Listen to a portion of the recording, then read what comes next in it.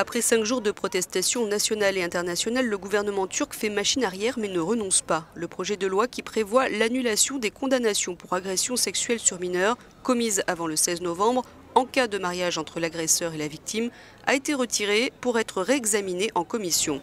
Une décision qui fait suite à l'appel du président Erdogan de rechercher un consensus avec l'opposition et de prendre en compte les recommandations de la société civile. Ce sera à nouveau évalué en commission qui prendra en compte les opinions de toutes les parties et ce problème sera définitivement résolu, confirme le Premier ministre Binali Yildirim.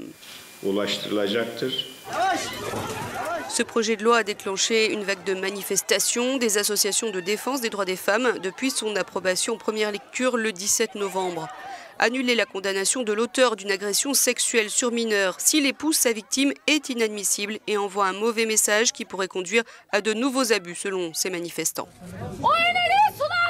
Nous le répétons, les législateurs de l'AKP qui ont amené cette proposition de loi au Parlement et les violeurs qu'ils protègent vont devoir rendre des comptes à ces femmes.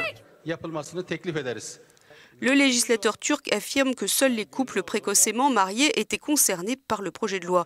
Il aurait identifié 3000 hommes emprisonnés, des hommes qui ont épousé religieusement des jeunes filles de moins de 17 ans et qui ont été dénoncés par exemple par le médecin lors de la première grossesse.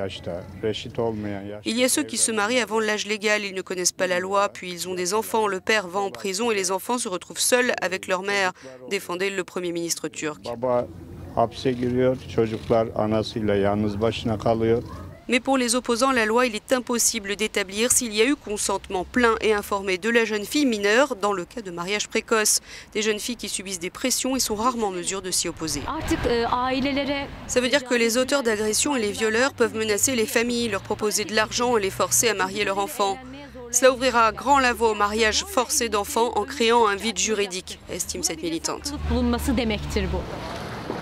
L'âge minimum légal en Turquie pour se marier est de 18 ans, 17 ans avec l'autorisation des parents.